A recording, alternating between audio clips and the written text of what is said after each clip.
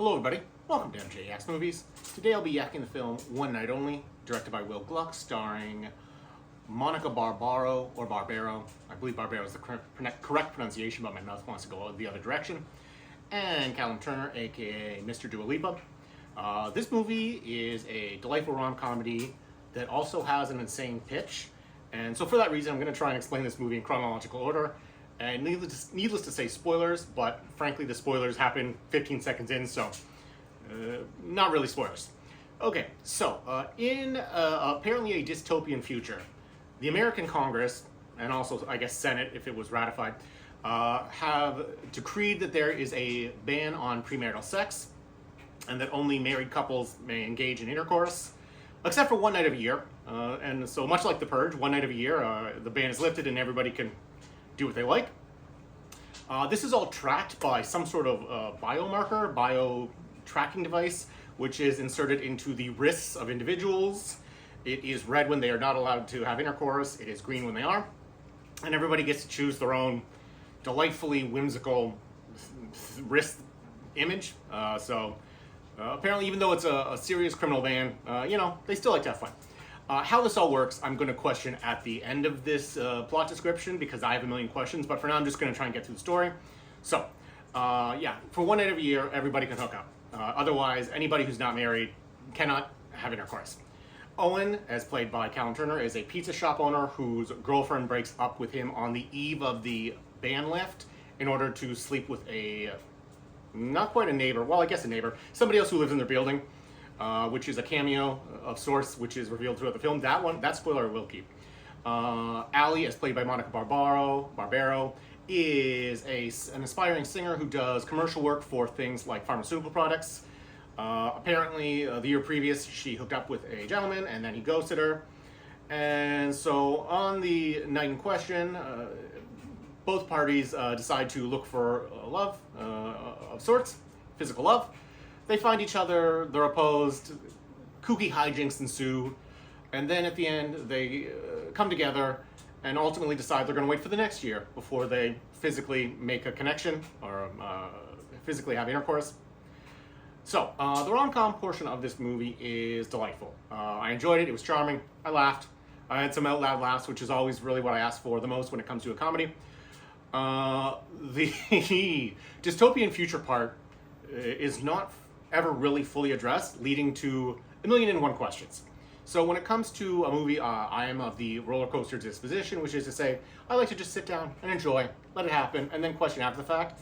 But when you get a crazy pitch like this thrown at you, right from the get-go, you're asking questions. Like, Callum Turner, for instance, is a Brit. Had he played British, as opposed to the sort of quasi-mob New York accent he used throughout the film, how does this law work for foreigners? Seemingly other countries don't have this ban, so could you just drive up to Canada or down to Mexico and get it on? What happens if you're married and you cheat? What happens if you're both married and you cheat?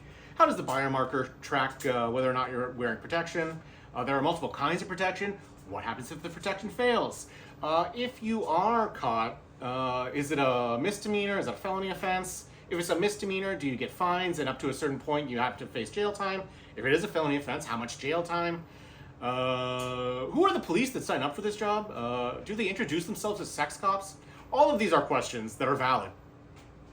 None of which are ever answered by the film. And it would be okay if it was just something that was introduced at the beginning and kind of left by itself, but repeatedly throughout the film we see there's a lot of signs up which are resistance signs indicating that the public at large is not happy with the ban, which one questions how it went through in the first place or how Congress has not been subsequently voted out. Actually, here's another question. For the people who are not, like 18 to 21, who lived their whole lives having normal intercourse only for it to be banned during non-marital times, how did this all pass? Questions. Overall, I would say that this is going to be something that you're going to have a tough time swallowing. Another thing that happens throughout the movie. There is apparently on this end of the year, a condom shortage, which you would think in year 3, people would just be stocked up. There'd be, if not black market, condom stores, at least, people out of their apartments would be selling excess condoms, stuff like that. So, I don't know. This is a definite yay, by the way. Between yay and in between, this is a full-blown yay, because If you like the rom-com port, you're gonna love it. If you like insane movies, you're gonna like it. And if you want to ask questions about how does this all work within the framework of the American legal system, you're gonna have questions about it. Another question: what is defined as intercourse? Because in the American legal system, a wide array of things are described as intercourse. So again, how is this all tracked? Monica Barbaro and Callum Turner have pretty good chemistry overall. I would say that Callum Turner does a great job at trying his best to be a leading man. I don't know if he fully gets there, but he's definitely got the big grin down, which is one of the key things. Would this movie have been different if, I don't know, if it had been like a Ryan Reynolds playing this role, not Ryan Reynolds, sorry, the other Ryan, our other Canadian Ryan Gosling. Had Ryan Gosling been the main character? I don't know. I think it possibly would have been slightly better, but the insane high concept pitch would still be there. So for me, like I said, this is between yay, nay, and in between a yay. For you guys, let me know in the comments what you think are some other questions you might have regarding how this whole ban would work. Like and subscribe, and I'll catch you in the next one.